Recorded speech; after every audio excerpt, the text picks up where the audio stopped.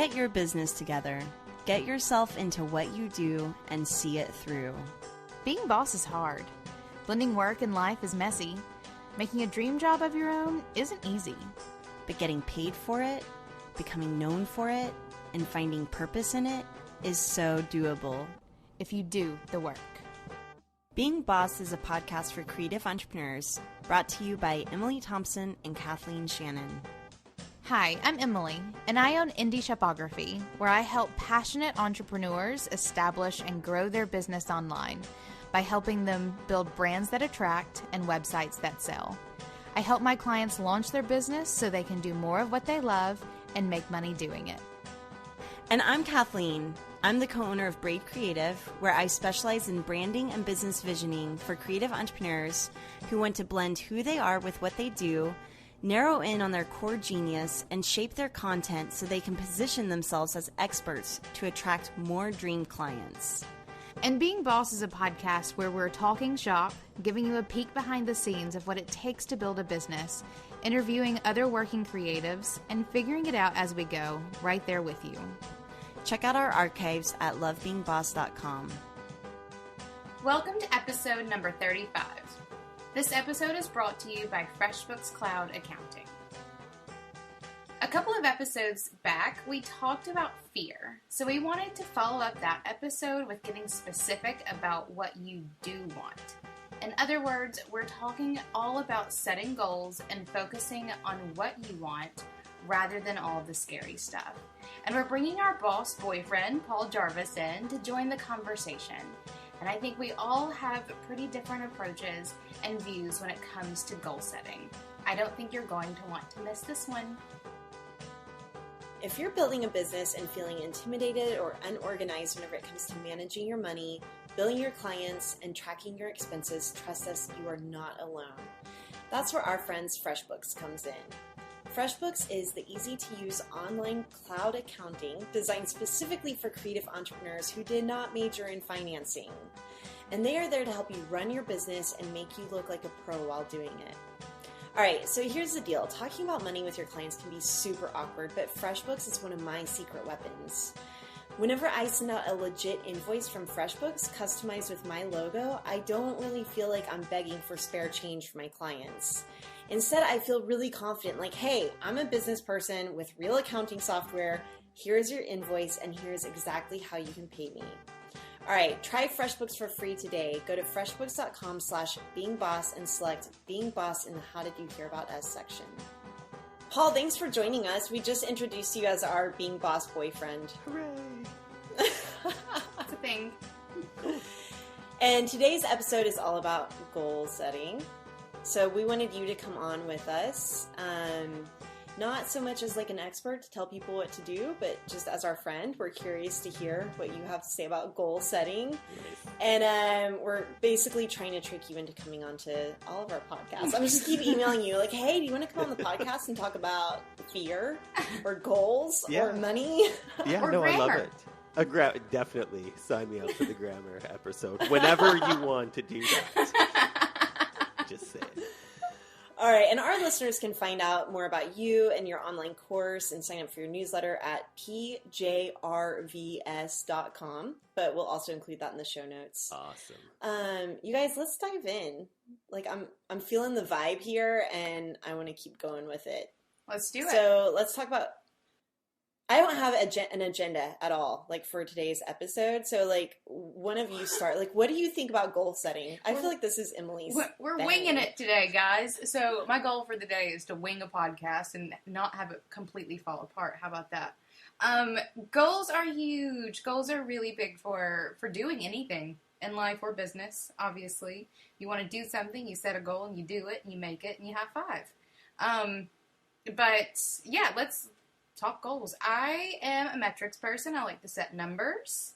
I like to dream big and make really big numbers and usually fall short, but that's fine because it makes me better anyway. So it doesn't leave you like sobbing into your pillow, like I didn't get my goal. I'm such a failure. So I have a question, even though I'm the guest. I guess I'm allowed to ask questions. No, you are here. All right. You are the boss boyfriend, and you can say and interject whenever you want. Okay, so Emily, how do you come up with the numbers for the goals that you set? I usually set realistic goals and then I double them. So how do you come up with realistic numbers then? Like let's dive in deep here. Sure, let's do this. Okay, let's talk about like revenue. Revenue is probably the easiest number to do. And at this point, 5 years in, we have a good growth pattern going. So it's easy for me to look at previous years worth of revenue and like looking at individual months because I have big months like spring and fall are always really big for me. Winter, summer are usually pretty small. And I can I see the patterns and I can look at like just growth projections, hoping that it continues to grow at the same rate, if not more than it has been. And I will set goals based on that. So let's say last year, last year I think we made about 150. We'll get super real with this one. 150,000 last year. You're just going there. And yeah, why not? And this year I have the goal. My realistic goal is 250, but I doubled it. So your goal for this year is to make $500,000. Yes. Boom. Yes. I know, right? And so the sobbing in your pillow question, because I know that I have a realistic goal, and honestly, that's the realistic goal I always make. Always make the realistic one. But having that sort of fake one, the fake crazy one, makes me still push harder. So not only do I always meet that goal, but I always usually, that's not even correct grammar, whenever you can. Whenever I can. I'm not going to let that go, just FYI. That's fine. Whenever I can, I will far exceed the usual goal. I never make the dreamy goal. So it's not like I go into it I really didn't expect to make $500,000 this year. Like that would have been great. But like just knowing that that's my number that I tell myself, makes me reach the smaller goal and exceed it every time. It's not even really a goal then, right? You're just no. I'd like to make $500,000. Like that's sure, great. No, so $500,000 is the goal that I work off of. Like I work off. Like, I'm going to launch things and get projects and, email constantly to make sure that I'm making the connections and doing the work and making my clients happy. So that, like, 100 or 500 is my goal. David, the one who actually runs, like, the actual business side of business, his goal is 250. So, I don't know. It's just how I see it in my head. But I do set numbers, and I double them, and I dream really big, and I always, exceed everyone else's expectations, even though they were mine. So you basically, your goals are basically based on projections from previous data and seeing, so you pick, KPIs that are based on, the upward trend of more, I guess. Yes, exactly. Push is hard. What about you? Either of you. Yeah, so, okay, whenever I emailed you, Paul, and I was like, hey, when I come hang out on the show, you were like, I was like, we're talking about goals, and you're like, oh. So, what was that about? So, yeah, because... Calling you out. Well, I've written about goals before, and I've thrown down the gauntlet about not really having specific goals. I don't. I honestly don't have specific goals. For client work that I do, we definitely work off of, smart projections and developing things with numbers. So it's not I want to grow my traffic because grow your traffic then. But it's I want to grow my traffic by 400 subscribers per month and have it increase by 200% in 3 months. So we have very specific things because then we can work off okay, what's the daily goal for that? But for my own stuff, when I started working for myself, when I was in my early 20s forever ago, my goal was basically to make $1 million a year. And I was like, this is good. This is I just got to get this. And then I realized 6 months in that I'm so not motivated by money enough to keep working 16 hours a day. And at that time I was just doing client work. So in order to make that money, I would just have to keep working more and more hours. Whereas products, it's obviously a lot different. So I scrapped that idea of $1 million a year and was just instead of having goals, I'm just going to have like directions. So like, I want to make products. I want to work with freelancers. I want to work with creatives. So I'm just going to like run screaming that way and see what happens. Like for my latest launch, the creative class, I had no goals with that. Like my goal was basically I wanted to have fun making it. And I accomplished that before I launched it. And then I was happy with that. Obviously it does extremely well now, but I didn't really set a goal for that. I look at metrics for sure. Like I definitely look at growth in revenue and like audience stuff, but I don't do much about it unless I see that something's going horribly wrong, which luckily it hasn't. But like if my conversion rates drop to 0, then it'd be like, okay, my goal is to fix this shit right now. But that doesn't really happen. So yeah, I don't know. I like the process more than I like the outcome because I feel like I'm not in control of outcomes to a certain degree. Like you can launch and you can hope to make $500,000 or $250,000, but there's so many other variables and factors. It's like, I don't know. I can't control any of that really. Like I know how to do the best I can and work my hardest, but past that, I don't know. Yeah, whenever I first started freelancing, so before I even started Braid, I remember thinking, I don't want to set goals or make a business plan. Like, I just want to track and measure where I'm at. So whenever it comes to metrics and goals, I like to just track where I'm at and then kind of like Emily, see where I'm at and increase from there. But setting that initial goal is really scary for me. So whenever Emily and I first started being boss, she's like, okay, let's make some goals. And I was like, okay, my goal is I want to make this thing that's so fun and have a place where I can just be really candid and feel good about sharing content again. And Emily was like, all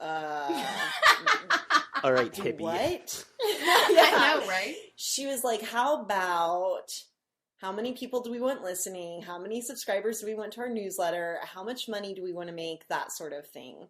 So I was like, what? Money? Numbers? What are you talking about? But it was really cool. I really liked how she pushed me into goal setting in a way that I'm not used to. Because what was fun is that we were then able to celebrate those whenever we hit them. So it just kind of gave us an excuse, if anything, to celebrate. Yeah, I think the other thing is that I think a lot of times we make like unrealistic goals, like our dreams become our goals. And then that's like scary waters because it's like dreams are good to have, but it's like very difficult to reach those, especially because I find as well, like I see people that I work with or people that I teach that just set goals, but then don't do like the daily required minimums. Like if you want to have like 200 or 300 people sign up for your mailing list every day, then you need a certain number of people per day. And if you're not doing anything, then that's a dream. It's not a goal. So I feel like goals are only things that exist if you are actively working towards them. Maybe that would be a definition that I would run with. Because if you just have that goal but don't do anything, then that's a dream. Good for you for dreaming, but you're not doing anything to get there. Yeah. Oh, I like a dream is a wish your heart makes, right? I think I read a quote yesterday, and I'm kind of mad I didn't bring the book. I started reading Do the Kind Thing by the CEO of The Kind Company. Are you feeling mean? I'm a mean person, guys. Really mean. No, he's the CEO of Kind, which is the granola bar company, and they'd kill me if I called them, if they heard me call them the granola bar company. But the whole premise of their brand is built around like doing the kind thing and being good people and all that jazz. And they had a really good quote in there about how imagination it pushes dreams, but then like you set goals from dreams. And I like the idea of a dream becomes a goal when you start taking action towards it. I have this really funny story. Whenever we were in college, David had to take a freshman seminar class. And they all had to, he's going to kill me for telling the story. They all had to draw a picture of where they wanted to be when they grew up. They were all starting out their college career, and everyone apparently in the class was drawing themselves as teachers and like whatever they were going to school for. And David drew a photo or a picture of himself laying next to a pool with a big pile of money. Like, that's what he wanted to do when he grew up, was just, like, live the life with lots of money. And I've made fun of him literally for years because of this. But it's been a goal that he's been working towards, quite honestly. And today, he is at his parents' house swimming in the pool, and he worked on, like, managing the money of our business this morning. I told him, I was like, you realize that this is literally what you've been working towards. It's like hanging out by the pool. Instead of a pile of money, you have a laptop, which is the same thing, more or less. And it became a funny dream that he has actively been working towards and totally gets to live it up sometimes. I think that whether it's metrics or, like, inspiration or direction, it is all goals that we're working for. I have to be super specific with numbers. Like, that's how I push myself, is numbers. Kathleen likes feeling. How does it feel? Well, okay, so I have to tell you, I went to the energy doctor on Friday. Oh, yeah. How did that go? All right. So I go to the energy doctor basically because I've been feeling, I don't know, probably a little angry and just scattered, spread thin, you know. And he was like, "Now, are you a control freak?" And I was like, "Well, yeah. I mean, I'm getting shit done, right? Like, or would you guys define yourselves as control freaks?" Yes. Yeah. Okay, right? Because, like, this is the difference. And so he was like, "Now," and he's a little woo-woo, so he was like, "You need to focus on the what and not the how." And I was like, "It's my job. I'm like the how person for a lot of other people's whats." You know what I mean? So, but I love hearing David's story of laying by the pool with a ton of money, because he probably wasn't focused on the how. He was just like, here's my vision. And now here, you know, here we are, and he's at the pool. Right, and managing a lot. I mean, like, we're counting a lot of money. He's counting money. He is he's spending lots of money. Like, he pays everyone and does all the things. I mean, we're buying a house, so, like, he's dealing with all of that, but he's doing it from the laptop by the pool. So exactly, he was super focused on the what, not really caring about the how, and ended up getting there anyway, which all right, isn't so bad. it's awesome. And so, like, going back to the energy doctor, like, I didn't believe him. I kind of was like rolling my eyes and thinking, "Oh my God, how am I going to tell my husband this story later?" Like, my husband's a total atheist, not into the what or the how or the energy doctor, right? He's like, "You're spending how much on this guy?"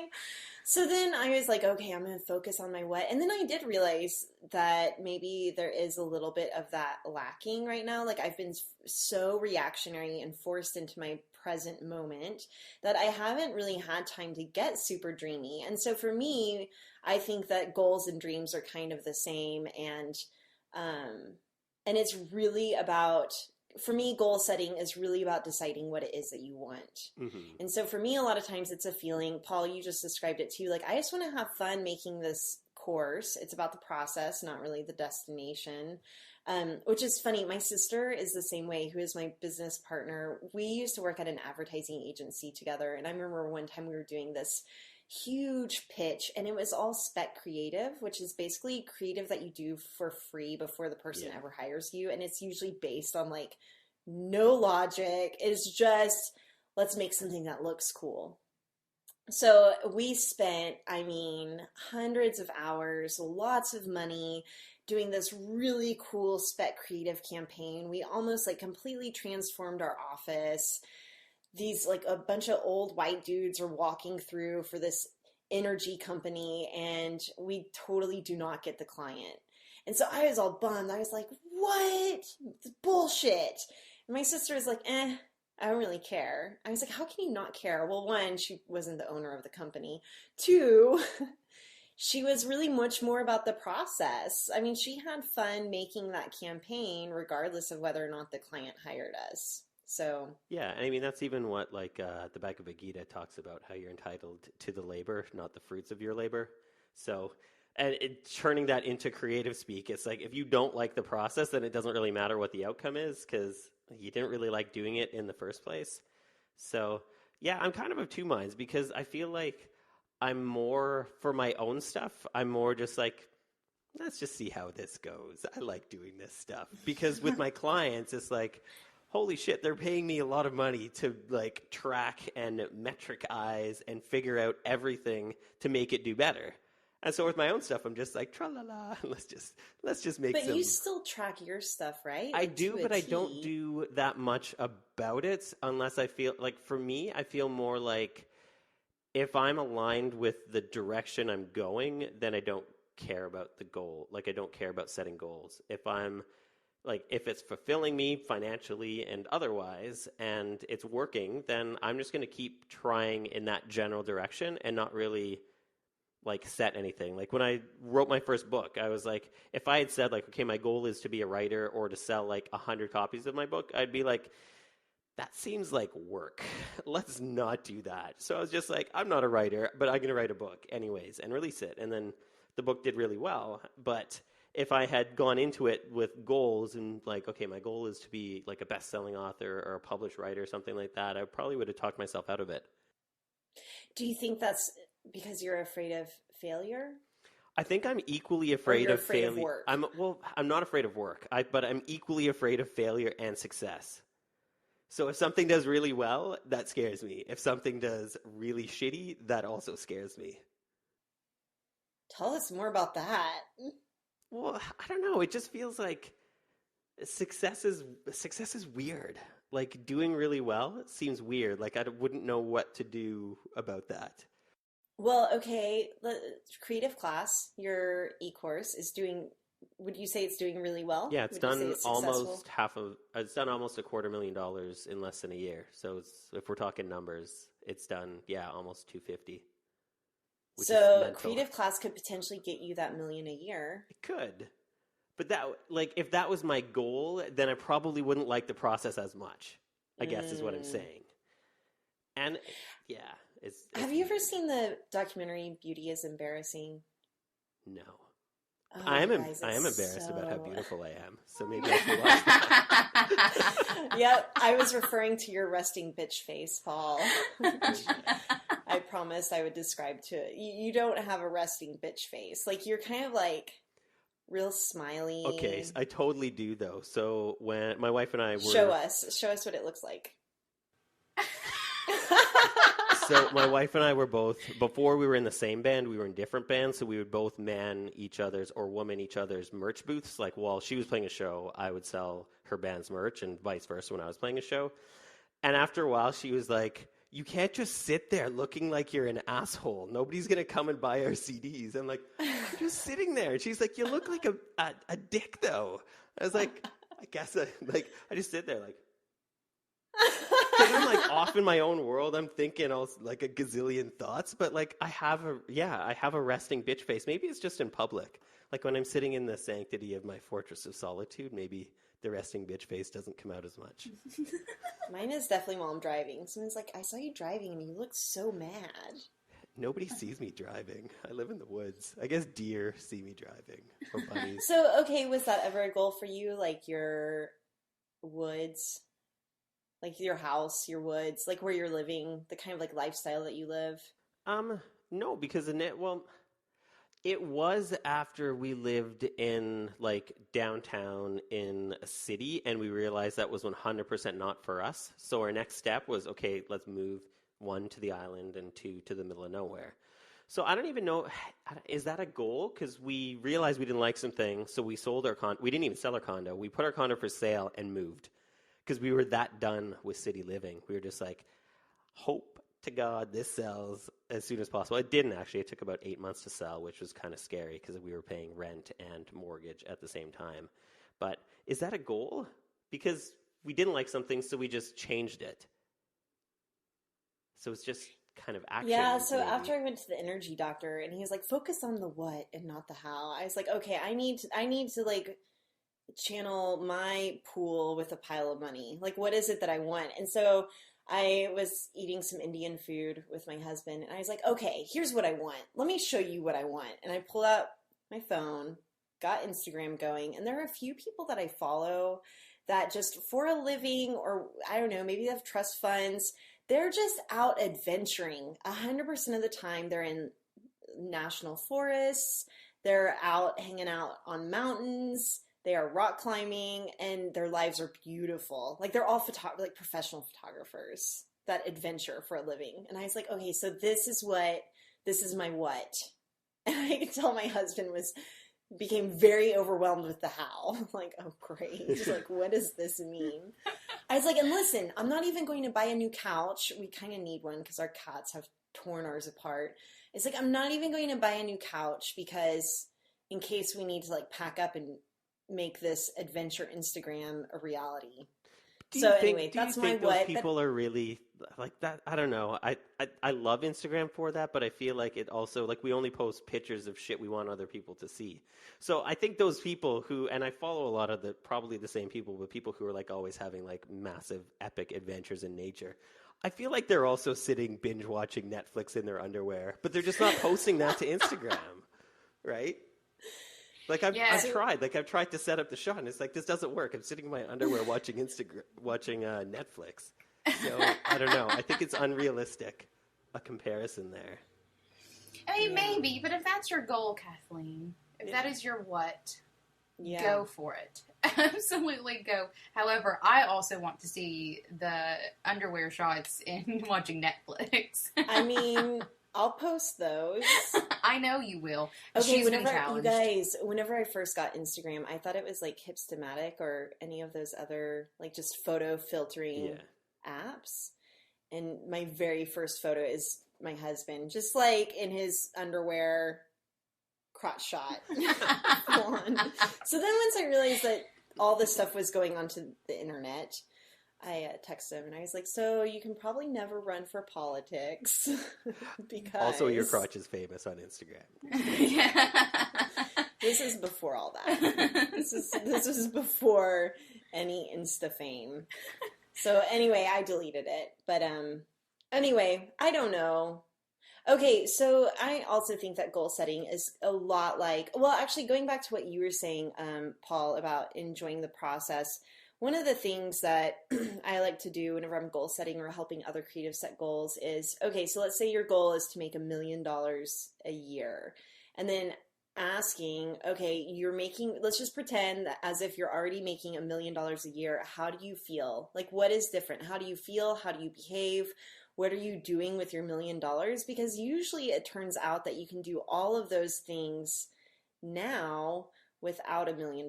And so like maybe the feeling of $1 million cultivates security. There are some other things that you can do to cultivate those feelings. Like that's not necessarily less. Working. Like what? Like spending less money. Yeah, there's that. Yeah. I guess one of the biggest things for me was I was out surfing with one of my buddies who's a chartered accountant, which is funny because he's like a surf bum. And he was like, dude, I'm like a month away from having enough for the year. And I'm like, tell me about this enough. And he's like, well, I just kind of work until I have enough money to live off of and enough to put in a savings for retirement. And then I surf and rock climb for the rest of the year. I was like... So he has one of those Instagram accounts. He's not even on the computer. Like, he doesn't... I don't think he's on social media at all. He just doesn't care. He's like so busy living a fabulous life that he can't even document it and share it. But he's like, I just worked so I have enough to cover my life. He doesn't spend very much money. He lives like half the year in his car because he's surfing and rock climbing, and then half the year in a little condo he has. And he's like, if I make like 60 grand a year, then in like 4 or 5 months, then I'm good for the rest of the year. And I was like, I like this enough. Because it's just like you were saying with the $1 million. Like right now, there's nothing, like I don't have a very lavish life, but like I have enough to afford what I need. Like I drive a hatchback. I live in the woods where it's cheap. And like if I had more money, I don't know. Like my wife and I played that game. Like, oh, what if we won the lottery? We don't play the lottery, but what if we won the lottery? Like, what would you do? And I'm like, I don't know. Like I don't really have anything. Like I don't really have any needs. And my wants are pretty much covered because I don't really want that much stuff. So, yeah, I feel like my goals are fine because I don't really want more than I have or more than is beyond like just a simple, like decent life. I don't know. It's kind of weird. I like what Kathleen said a minute ago, and like on that about security and how that affects how you set goals. Because I've definitely found, like, as I've found more security in my business, like, I don't even track my, like, monthly goals near as obsessively as I used to. Used to, it was pretty legit. Like, daily, knew exactly where we were for the month. So, security, like, what would you two say, like, how does security played into how it is that you set goals?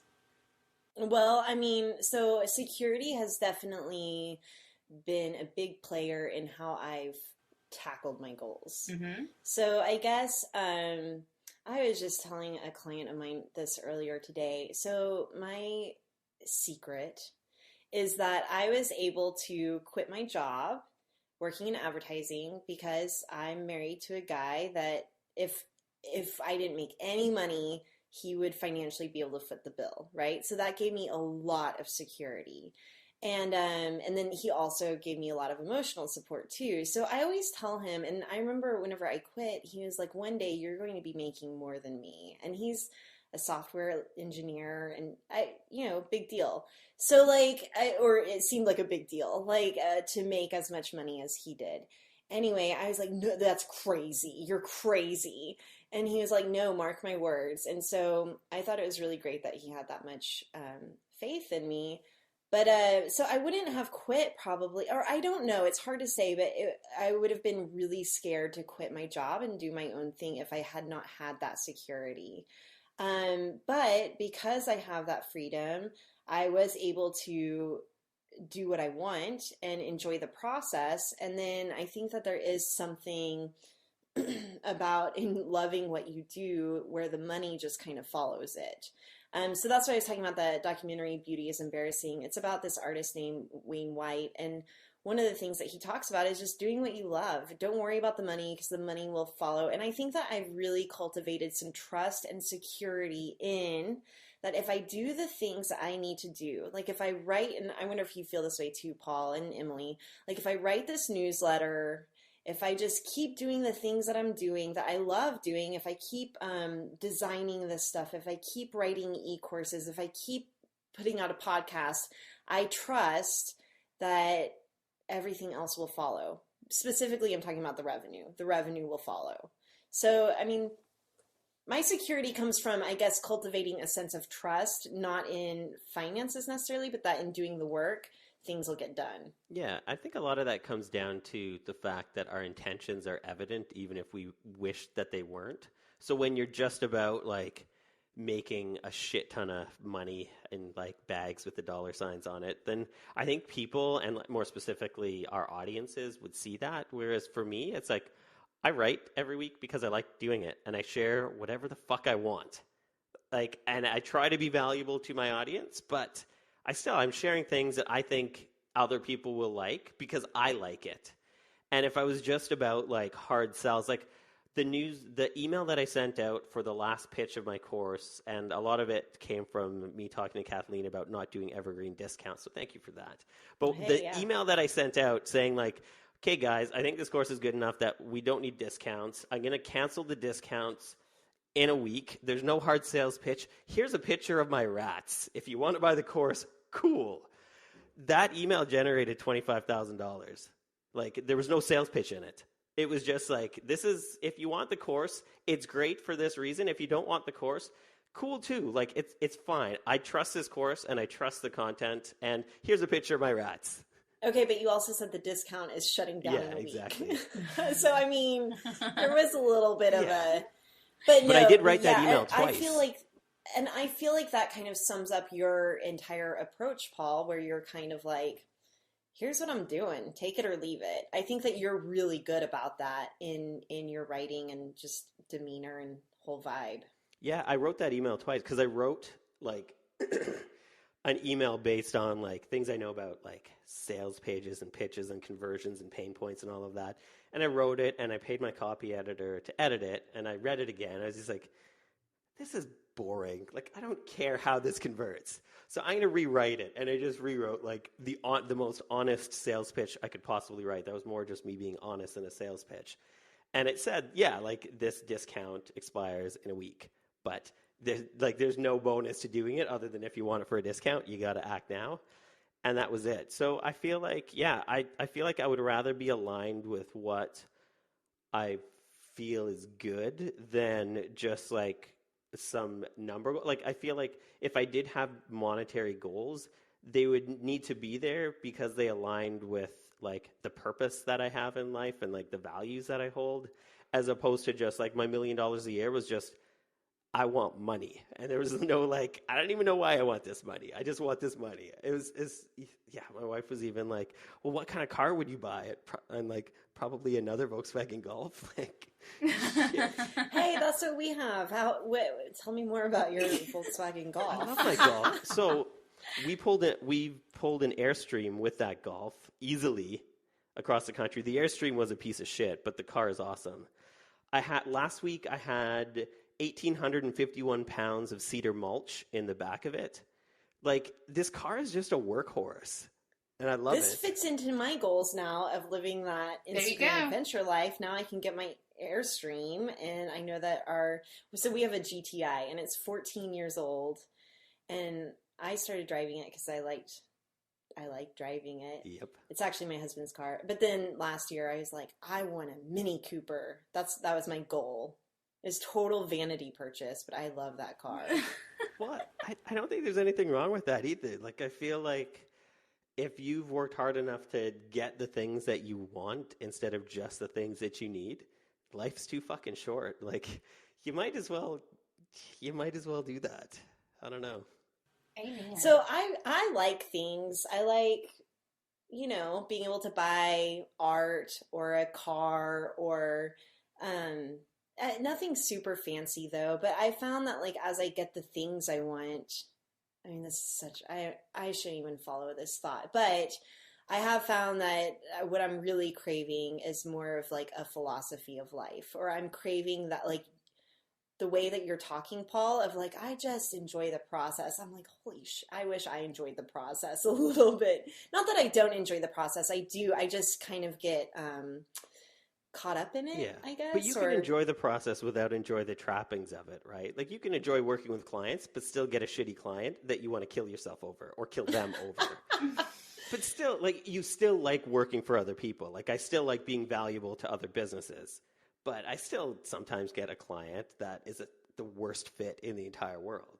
So, but yeah, I like what you said about the like living more to a philosophy than like the actual stuff. Because I'm the same. I have like all the furniture we bought for a new house because we just had crap furniture before because we moved around a lot. So our philosophy for this house was we want to buy stuff we don't need to replace, and that was it. That like we don't want to have to replace stuff. So we have a solid wood dining room table that's just a piece of sequoia, and it's one single slab. It's gorgeous. That's like my dream table. Yeah, you should look it up on Instagram. It's on my Instagram somewhere. It's on your Instagram. But like, try and find my phone. That table's going to outlive us. Like, that table is easily, same with the coffee table, same with the chairs that we bought, same with everything other than the couch, because upholstery just doesn't last forever, but we could get it reupholstered. So that was really, like, we ended up spending quite a bit of money on stuff, but I wanted to do that because I don't want to, like, my goal is to not buy more furniture other than, like, stuff that has cloth on it. Yeah, I think for me, whenever it comes to, like, what I'm setting goals for, and, like, Kathleen, you're all about feelings. Yeah, I just want to feel good. Paul, you're all about process. For me, it's, like, impact. Like, and who or how many people can I help? And I know both of you are probably, like, somewhere in this as well. I'm like, great, Emily. Like, now you're making us look like hedonistic assholes. Like, hey, aren't you? I just want to be happy. I just want to enjoy the process. You're like, I just want to help but people. Like, world peace. No.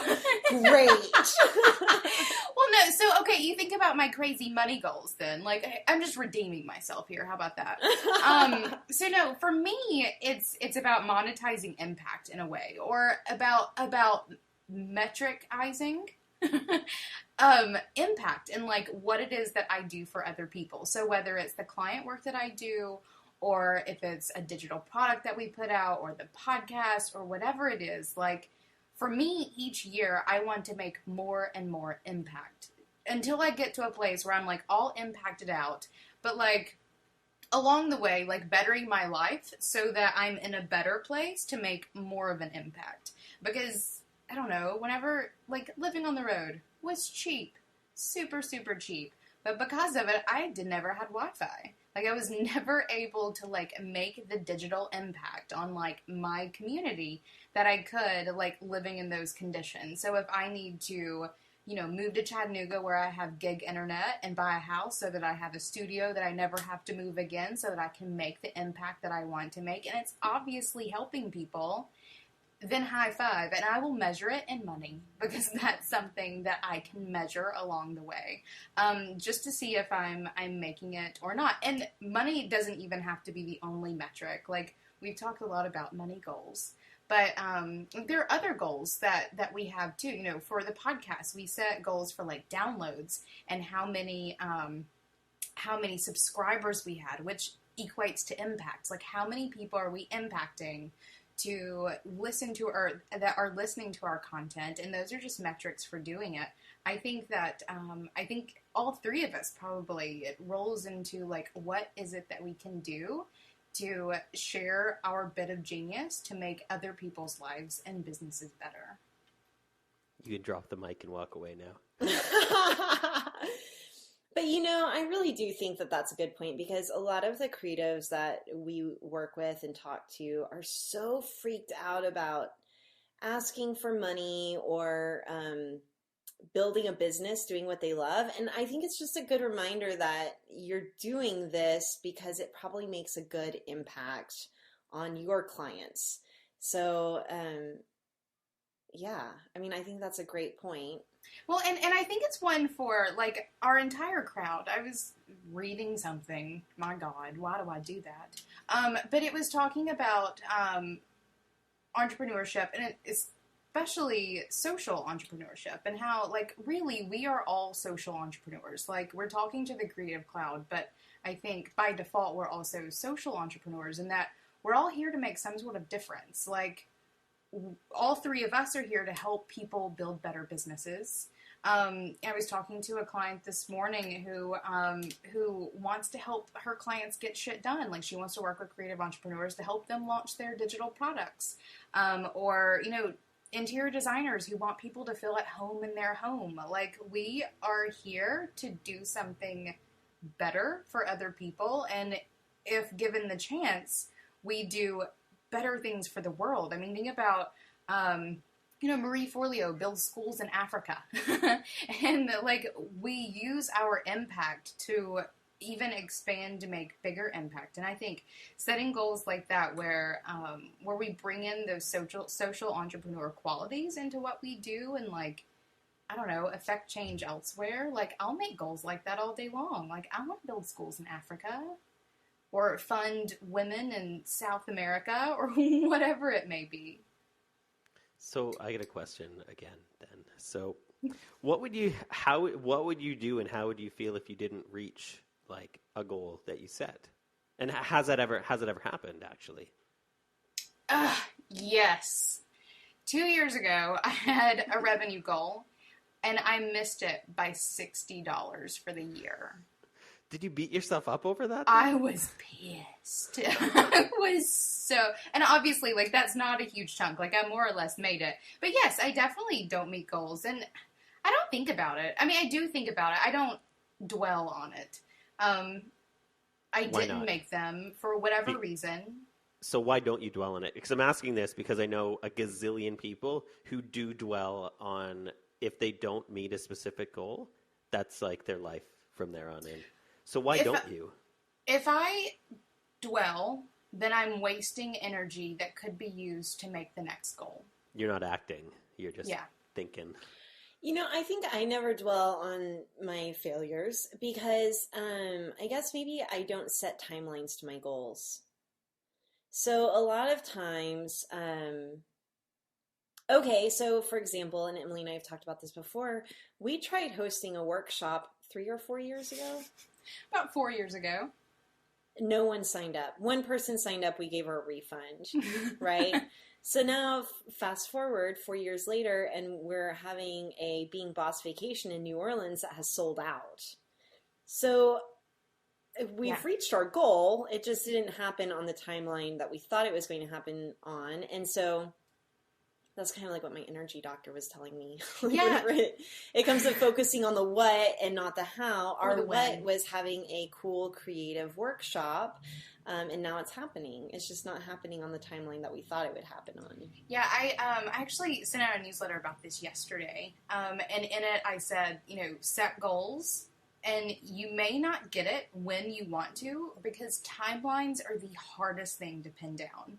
Like, you never know. Well, and what is time? Exactly. You need to stop going to the energy doctor, Kathleen. What was your goal for the energy doctor? Like, what was the goal you Okay, had so going two into things. this? Two things. One, I wanted to sleep better. And then two, I wanted to just feel like a little more enthusiastic about life in general. So I thought that, and really more than anything, it's just kind of paying someone to hold me accountable. Like, okay, so now I'm going to this energy doctor, and this is a whole article in the works of just that exchange of money and energy is holding me accountable to not being in a shit mood. So, but I don't know, like there might be some, I just kind of wanted to try it out, and it was way left field, you guys. Like there was some like muscle testing, but like asking my spirit and my astral energy like what I needed. And then I had to take like 10 drops of like different kinds of I don't know, potions. Is it like homeopathy, or was it just like... Yeah, it was. Yes. But like he said, minerals and gemstones like crushed up into the drops. And so I was doing, like, I took 10 under my tongue and then on top of my tongue. But like he had asked my spirit which drops I needed. I didn't even comprehend what he was saying. I was like, I hope my spirit knows what he's talking about. Because... Anyway, so then I took the drops, and then I was all paranoid, like, what if he's roofing me right now? Or like, what if... And he was like, you may get sick as the energy, like if the energy's dispersed out of you or whatever. And then I was like, what if he's giving me that drug that makes you throw up? Like I started getting really paranoid. And then so I took the drops, and then he did another reading, and he was like, you are 34% better. What? I was like, all right, if I just need to do this 2 more times to be 100% done. Oh my God. How did you find this energy doctor? I'm curious So about this. I know. It's kind of interesting. So, well, okay, so I've started I'll just let working Emily laugh in the corner, and I'll ask the questions. So I've been working with one of my executive coaches who I'm going to have on the show, Emily, actually. And I was telling him just about my past couple of years, and specifically the not sleeping thing, which I'm sure our listeners are so sick of hearing about how I didn't sleep for a year. But he was like, this may have actually created some like trauma, like some energy trauma. And so you might go to an energy doctor and get that cleared up. I'm using the word energy doctor. No one else is saying this except me. It's like one step below witch doctor. So Did he have a shack in the woods or in the bayou? No, something? but that would have been like amazing. That would have been Instagrammable. Totally. His office was absolutely not Instagrammable. So anyway, a couple of different people. So when my friend referenced this guy, then at a Being Boss meetup, one of our listeners referenced this guy, and I was like, this guy keeps coming up. So maybe it's meant to be. He's defined his audience and is just really sticking to that niche, and he's doing a good job. Like the marketing brain in me is like, this guy's doing good stuff.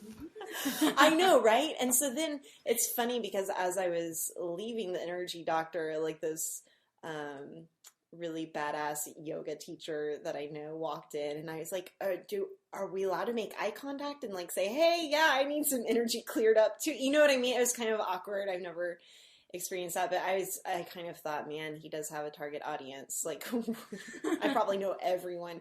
But then I did think about from like a marketing and brand standpoint. I was like, maybe he needs some more personal branding. He needs like an office overhaul. There's like a disconnect between, I don't know, but it actually was kind of reassuring that going to an energy doctor, like it felt much more clinical than woo-woo in a lot of ways. So that was kind of reassuring. I think the shack would have been cooler. Yeah, me too. I mean, I agree. Wait, all right, so Paul, this is getting way off of goal setting. Are you woo-woo? Are you, like, have you seen an energy doctor? No, I haven't. But you've read the Bhagavad, I can never say Gita. it. Yeah, like that's the weird thing about me. Like I'm sitting, like I have like necklaces of like squished rose petals and Rudraksha beads and stuff like that. Like I have some of this stuff, but I'm pretty much an atheist and we're just sacks of meat that stop being animated when we die. But still, like super downer. Holy shit. But I don't know. I still kind of like explore that stuff, but I don't know. I feel like I'll make a decision on all of that spirit and woo-woo stuff when I die, because then if it's there, then I'll be like, okay, cool. If it's not, then I'll be like, whatever. I didn't think that anyway. But is it, so see, my husband and I have this conversation all the time because he is 100%, like, I don't even think he believes in love. Like, he's that, like, everything is science and can be explained. We just can't explain it. But I think that, for me, spirituality has not a lot to do with when we die or where we go whenever we die. For me, it's how we live our life here and now. Yeah, and I feel like I have a decent moral code, like, basically not being a dick to people. And I feel like I've got that covered. Where some people, if they need that external guidance, awesome, good for them that they're finding something to not be dicks, because really that's what life is all about. I agree with that wholeheartedly. Paul Jarvis has given us a secret to life, which is not being a dick. Just don't be a dick. Yeah. I agree with that. Can we get shirts? Just don't be a dick. We are making some Being Boss shirts. Oh, that's in the works. They're gonna be rad. Okay, so sorry, bringing this back around to goal setting, I wrote down a couple of things. I said my favorite way to set goals is to make a bucket list. Like, I think that that's probably what it comes down to for me, is a bucket list. But then also, goal setting is a lot like to-doing in general. And so I've got short-term goals, and those are just like my daily, here's what I need to do. And then there's long-term goals, which are probably more like, here's what I want to do before I die. I can't think of anything that would go on my bucket list. You can't? That's the weirdest thing I've ever heard. I feel like I've done lots of cool stuff. I feel like I'm going to do lots of cool stuff. I just don't know what it is. And I feel like, to me, goals would be limiting in a way that before I started writing and like developing my brand, if you had asked me 5 years ago, hey, Paul, are you going to be a writer? I'd be like, no. Like, I didn't even know that being a writer could be a thing, or being a course person, or being somebody that has an audience could be a thing for me. So I didn't even know that those were goals that I could set for myself. So I just feel like I'm just going to kind of go with the flow. I'm like Mr. Easygoing. Like, you are the guy who just enjoys the ride. Like, yeah.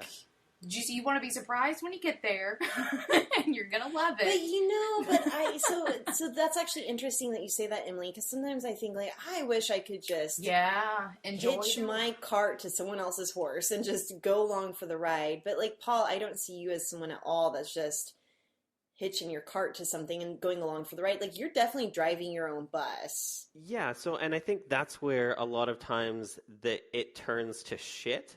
Because I am definitely just kind of go with the flow, but I'm 100% invested in action and doing stuff.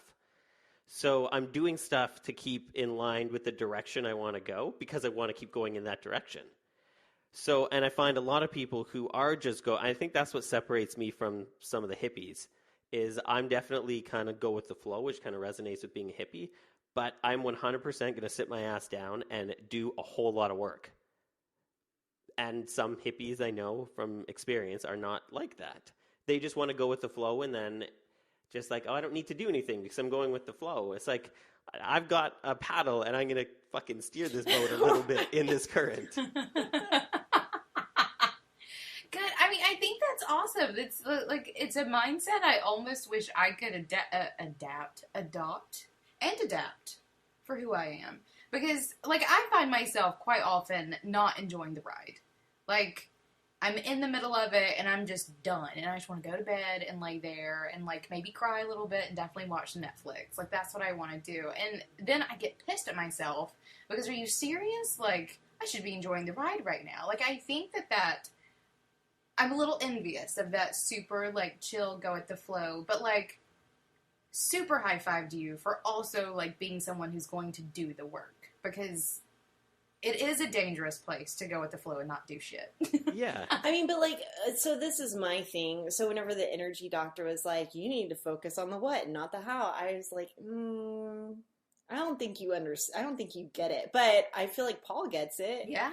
I feel like you're not, white knuckling the paddle. Yeah. Like you're just kind of paddling. But that doesn't mean I don't get like super stressed out or bummed out about stuff. But I find that it's so much work to not be reactionary, like to not just react to everything. And I feel like that's the purpose of things like meditation or doing yoga or that, is to kind of find that calm in yourself. So then if life is just shitting on your face, you're not just going crazy about it. You can react accordingly and like take some time and think about it and then react. Because I find that everybody, and myself included, it's easy to be reactionary. It's easy to just react to everything. And then you're not in control at all. Whereas if you can kind of like breathe for a second and then maybe react or maybe not react, then but that's hard. Like it's so much work. It shouldn't be hard to not react to everything, but it totally, totally is.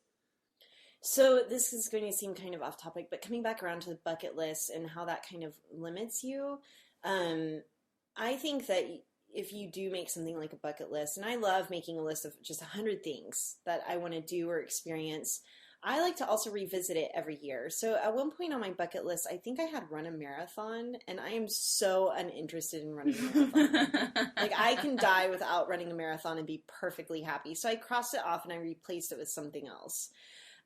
So I talked a little bit last time on the podcast about this book that I'm reading by Marie Kondo, which is the life-changing art of tidying magic of She got it wrong last time too. It's the life-changing magic of tidying up.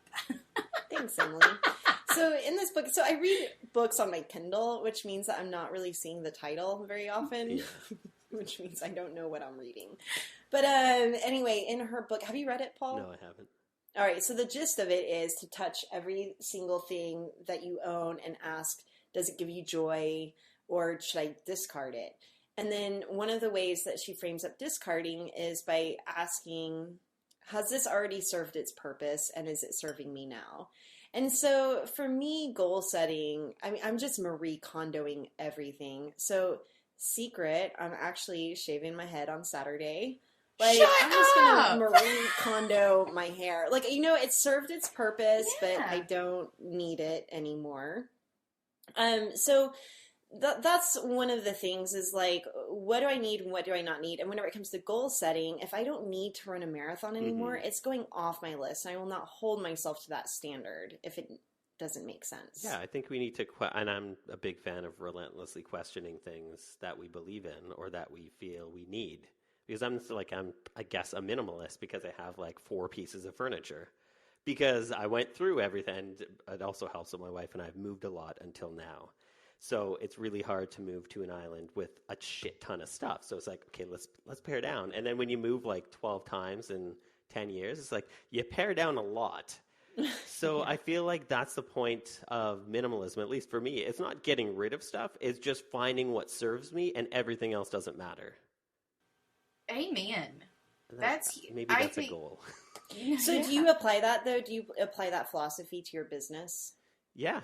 Well, yes and no. So, like, right now, I know I should be doing less client work because it's not really serving me, but I still do because it's like a security blanket. But at least now I'm super picky and I'm only working with people that I really, really, really want to work with.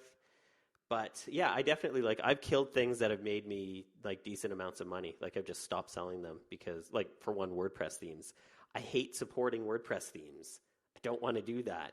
So they were selling well, but it's like if my goal was just money there, I would still be doing that. But I hate doing email support. So I just had to, Right. I had to cut it out. So actually, I wanted to ask about your surfing friend you said he's an accountant? Yeah. All right.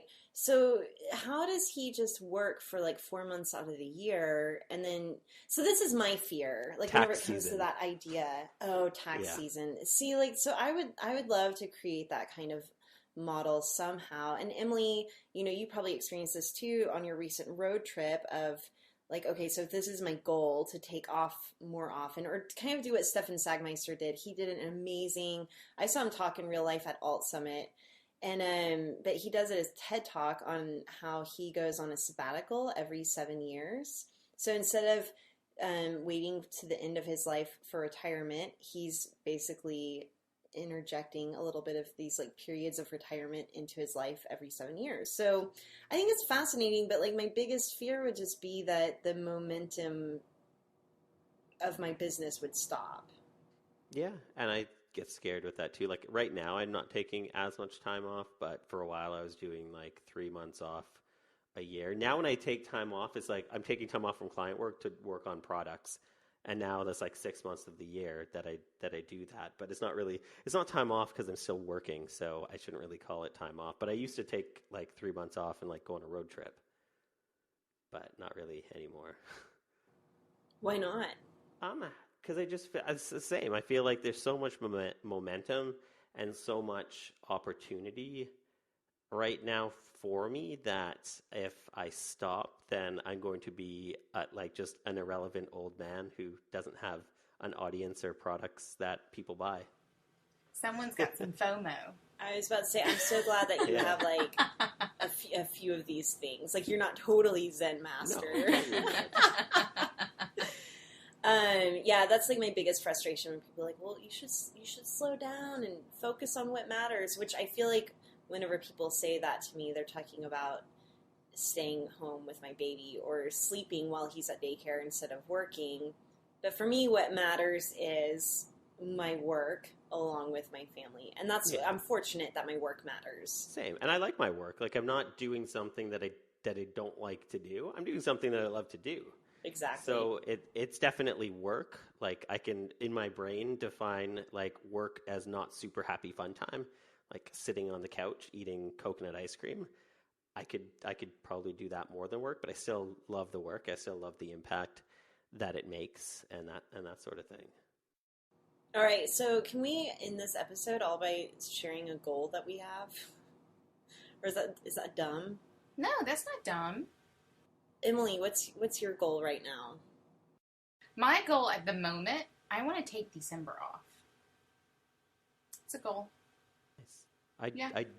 I do that partially. I take from Black Friday to January off from sending newsletters and from being on social and from doing stuff because nobody's paying attention then anyway. So I'm just like, whatever, just go do what you need to do, and I'll just like do stuff. But I like that goal. Yep. Good. That's a push I need. No newsletters. Yeah. Do it. How about you, Kathleen? I think that a goal that I have right now is actually to start writing more. I took a big hiatus from my personal blog, and I have discovered through that my blog served as a tool not just for like capturing and sharing my life in the moment or processing it, but it also helped me shape what I want and what I want to be. So for me, writing, there's a lot of stuff I'm actually uncomfortable sharing anymore in that space like I used to. So no more period posts? I mean, I'll write about my period. It's an epic link of search. It's more about like probably, I don't know. I'm just not as interested in figuring some things out in front of an audience anymore as I used to be, specifically probably being a mom. But and also like building a business, for example. I used to write about that in a personal space a whole lot more, but I'm not saying I have it all figured out, but I have it figured out enough that I don't need to explore it. Anyway, so all this to say, I would like to start writing more, like at least every other day, on the experiences that I'm having. So, like, for example, writing about the energy doctor. I did that the other day. I didn't hit publish on it, but I wrote about it. And so I just, that's my goal, is to start writing again more often. But then maybe more long term is to make my Instagram feed look like that of a photographer adventurer. That sounds like a gret goal. And I want you to write more. I'm excited to read what you write. Me too. I'll link you guys to my Evernote files. Good. You'd be like, what did Kathleen write in her diary? Your diary. That's access I don't think I need. What about you, Paul? What's your goal? Oh, my short-term goal is to not do any calls next week. Like, I feel like because there's so much opportunity, I've gotten bad at, I'm really good at saying no to clients and projects and that, but I haven't got as good at doing that with like my personal brand and products and that. So I've been doing too many things. So next week, I just want to take a week off. Like, I just want to take a week where I need to get back to doing more writing and doing more like creating. I feel like it's difficult when you start to develop a following for being a creator, because then you're getting pulled in directions that aren't creating anymore. And I feel like I just need to reconnect with that. And long term, I think I just need to, just work on being like reactive to everything and just try getting out of the FOMO. Yeah.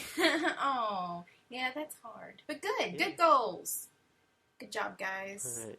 Actually, the last thing I want to say is because when you were talking about how the picture of the like sitting by the pool when David wanted to grow up, and what I wanted to be when I grew up was a dinosaur. That was my goal. I love that. My nephew wants to be a dinosaur whenever he grows up right now. I just still don't know what I want to be when I grow up, to be honest. Yeah, me neither. Good. It's fine. I'm grown up and I like it. Oh, I like that my job is sitting here talking to you guys on a podcast. Amen to that. Yeah, there's worse things to be doing. All right, Paul, thank you for joining us. What are you up to these days? Where can they find you? Writing for my newsletter, the Sunday Dispatches, which luckily goes out every Sunday, pjrvs.com, and teaching my creative friends on the creative class, creativeclass.io. Which is rocking it out, by the way. I check on it every now and then. The updates look fantastic. Thank you. And I also want to mention that Paul has a podcast called Invisible Office Hours. You can listen to the archives, but a new season will be coming up. And we're also having Jason, your co-host, on Being Boss soon. So for our bosses, I would love to hear what their goals are, maybe in our Facebook group. Just holler at us and let us know different ways that you're setting goals. And we'll see you next week. Hey bosses, I'm going to take a second to interrupt this episode to tell you that if you're liking being boss and you're ready to level up your game, we've got something just for you. Check out the Being Boss bundle. It's Kathleen's DIY coaching for creatives and my Get Your Shit Together series, bundled together at one low price just for you bosses. You can find that at lovebeingboss.com/bundle. If you like Being Boss, be sure to sign up for our newsletter at lovebeingboss.com, where you'll get episode worksheets, secret content, and other goodies delivered straight to your inbox every week. Again, that's lovebeingboss.com. Do the work, be boss, and we'll see you next week.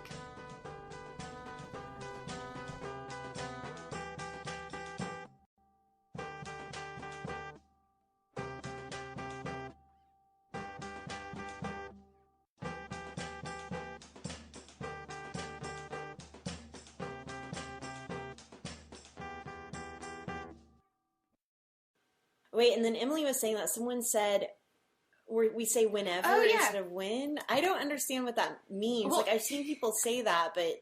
You actually just did it whenever you were doing the FreshBooks ad, and it made me think about it. But someone pointed out that we both say whenever, and when, I guess we mean to say when. So, like, instead of when we do something, it's whenever we do something. And someone pointed out, and there's, like, a whole thread of people talking about how they notice that, and, like, they're trying to figure out if it's, like, a slang thing or just because of where we're from in the country. I've always been proud of never saying, like, fixin' to. I do. That's because you're, like, truly Southern.